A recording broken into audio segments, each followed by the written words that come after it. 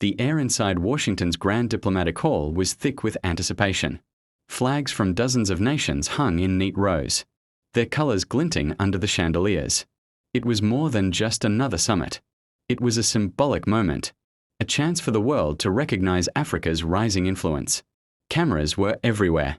Every handshake, every expression, every word would be dissected by millions.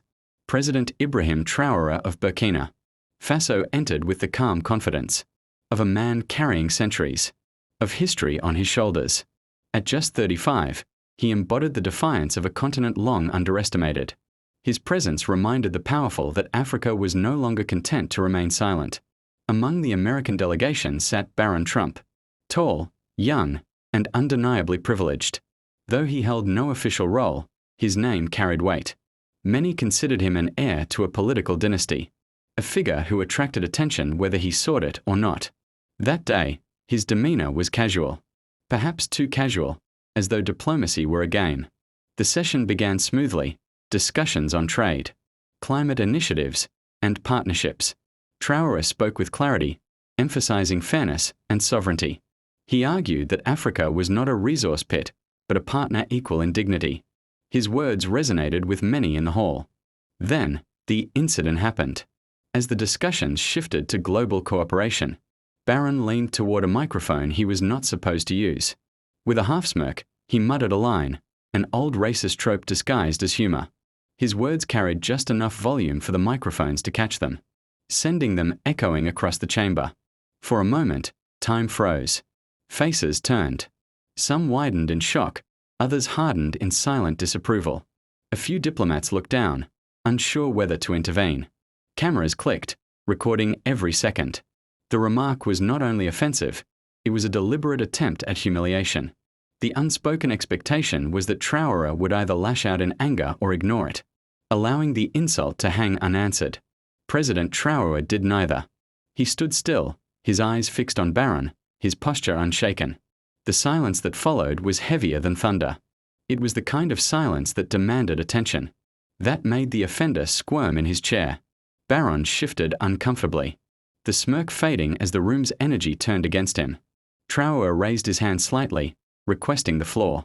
His voice, when it came, was calm, so calm it carried more weight than any shout could have. "Young man," Trrower began, "you speak as though history has not been written, as though words can erase centuries of struggle. But allow me to remind you, words have always been weapons, and dignity has always been our shield." The hall grew stiller. If such a thing were possible. Journalists leaned forward. Leaders who had expected outrage instead found themselves listening to something else entirely. A lesson, a rebuke, and a vision.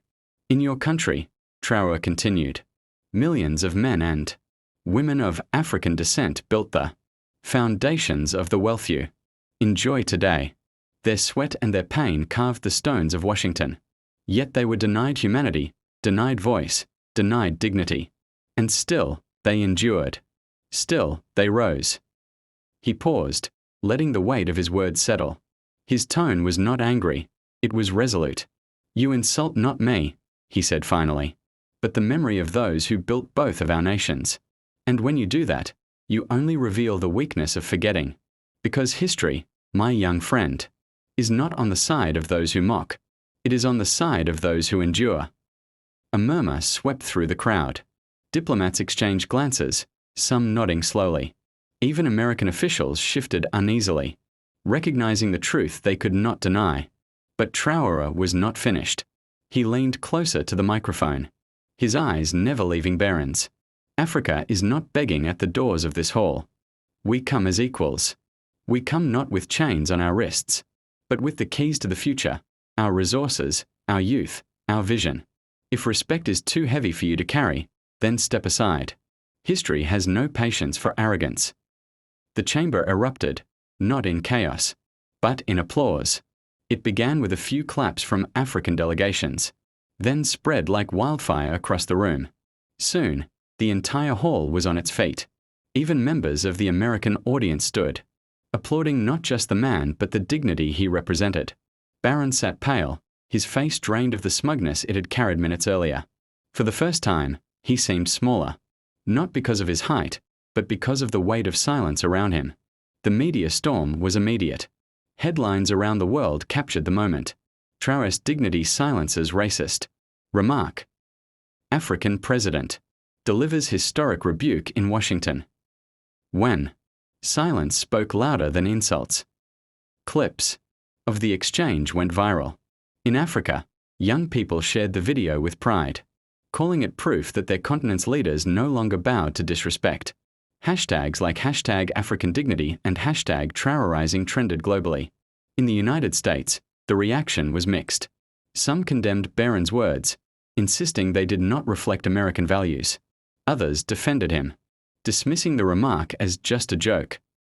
But beneath the political noise, ordinary Americans, teachers, students, activists, found themselves moved by Traoré's composure. His words forced a confrontation with uncomfortable truths. What made Traoré's response so powerful was not just what he said, it was how he said it. He did not retaliate with anger, nor did he dismiss the insult. He transformed it. He used the moment to speak of history, resilience, and equality. In doing so, he shifted the narrative entirely. Political analysts described it as a masterclass in statesmanship. Historians compared it to moments when leaders had turned humiliation into triumph. For Africa, it was more than symbolic. It was a declaration that the continent's voice could no longer be sidelined. In Ouagadougou, crowds gathered in the streets, chanting Traoré's words, "We come not with chains, but with the keys to the future." Murals appeared on city walls, depicting him standing tall as a symbol of defiance and pride.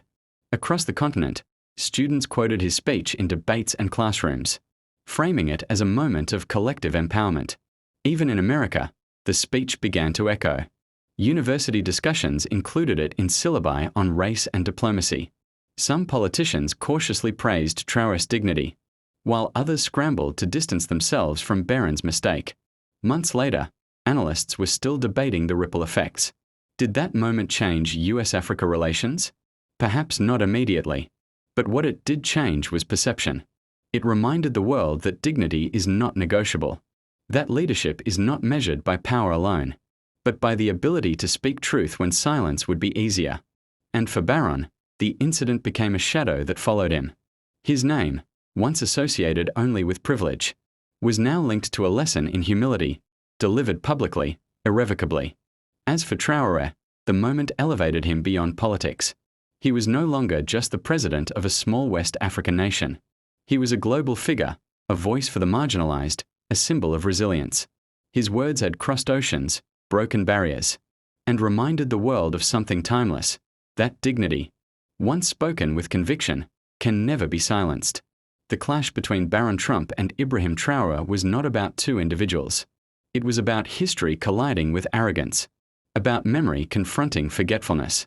It was about a continent reclaiming its narrative and a leader showing that true power is not in humiliation, but in unshakable dignity. And though the cameras eventually turned away, though the headlines faded, the moment remained. From Washington to Ouagadougou, its echo could still be heard, a reminder that the struggle for respect is centuries old, but every generation has its chance to move it forward.